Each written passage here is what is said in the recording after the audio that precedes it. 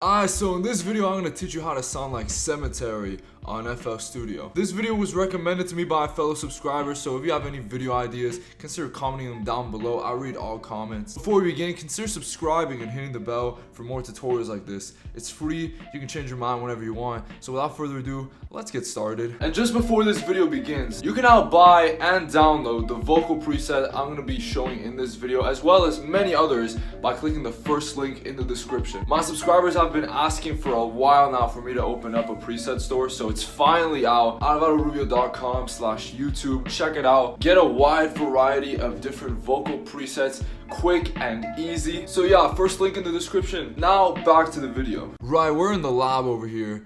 And I basically have all the effects stacked over here. So the first one, I mean, this is more of like a personal choice of mine that I kind of just have. I mean, I don't even really think he uses much of it or any at all, because I mean, he does more rapping than anything. But I just decided to add some auto-tune it. Whoa, what? I wonder what that says over there.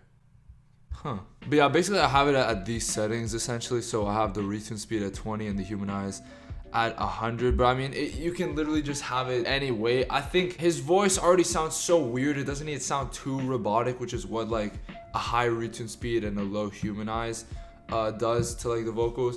But I think with this, it sounds pretty decent. The next thing you want is compression. I mean, if you know anything about Sematary, you want a shit ton of compression on your vocals. All I really did was put the drum compressor, because I mean, it sounds very thick, it sounds very full. I didn't really toggle with it that much. I think with everything else we're gonna add in a second, it's gonna sound completely overblown, which is what we want in a second. 𝐕𝐨𝐜𝐴, turn the fuck up. So the next thing you want actually is some fruity fast distortion. Oh, again, I wonder what this says, man. I don't speak the English. And for this time, I chose the heat as the preset essentially. And I lowered the mix level at 50-60 because I mean, it's gonna sound completely just ridiculously overblown if we leave it like that. So I think it's smarter if we didn't. Now I'm gonna show you how it sounds, and immediately you're gonna notice there's like a major problem with the vocals in a sec, which you're gonna see right now. Yeah. Even after I talk, you can still hear a bunch of annoying ass distortion.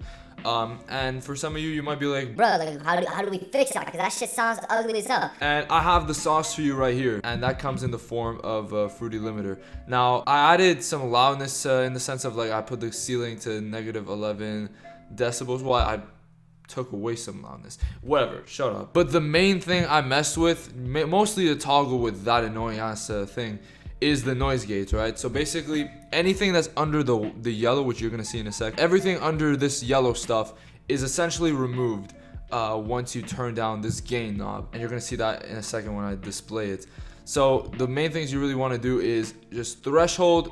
I put it at -18 because that's around where the yellow is, as you can see, because that's where most of the noise comes from. Like if I start talking, all that purple stuff is the annoying like white noise or distortion. I basically removed it using the threshold. And if we turn on the effects right now, it's not there anymore. As soon as everything louder than that -18 decibel limit disappears, there's no sound. It just completely gets cut off. The release, I mean, you could use it. It makes the transition between like silence and actual noise a lot smoother in my opinion, but it's not something I would like stress over. Like the main things you want to focus on is gain and threshold. Just a quick break from this video, but if you're trying to release your music on Spotify, Apple Music, you name it, click the link in the description below because it will give you 7% off DistroKid, which is easily the best music distributor you can be using. DistroKid's already just 20 bucks, so 7% off that is just even better. It helps me out when you do it, so it's a win-win situation. So consider doing it, just clicking the first link in the description.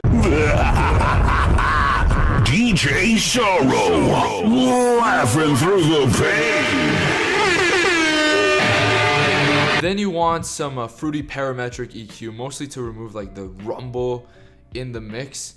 Because while there's obviously going to be a lot of rumble in a Sematary mix, I mean, I feel like this is going to make it's cleaner in like a way that we want, even though it's obviously we're still going for that lo-fi sound. So how did I do that? I went to default, I went to one of the channels, or the bands, sorry, and I went to high pass, then order steep 8, steep 6, whichever you choose. And I put it at around where this like line is in the C2 area. And yeah, this will essentially remove the annoying rumble in the sub bass while keeping everything else. Now we want more saturation, more distortion, so I got the motherfucking Soundgodizer, right? I only added like 25% because I feel like anything more than that would just be completely overblown to death. So I think this is pretty good. I think this works for what we're trying to do.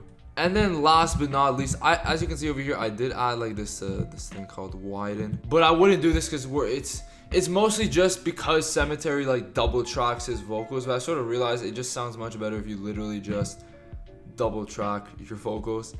So like ignore this because this is not useful in the slightest. But I did add some very slight delay.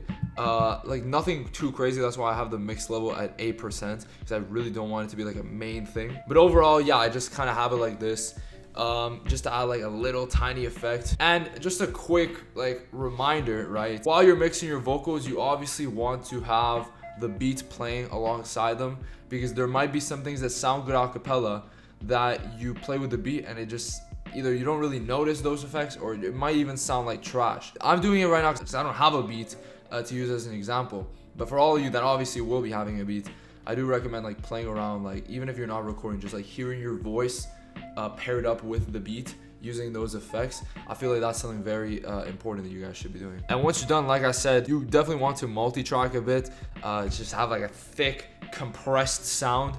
As you can see over here, this is like normal vocals. This is normal vocals repeated with a slight pan to the left, like a 16% pan.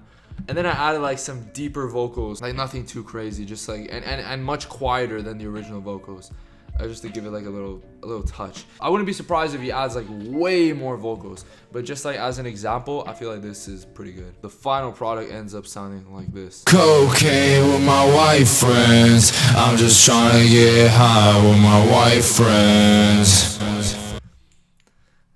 Yeah.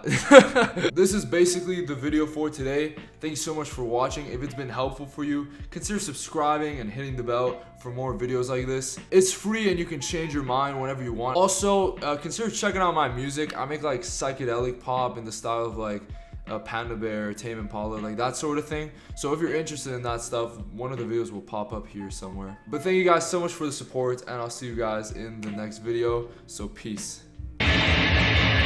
I regret everything I've done. DJ Sorrow.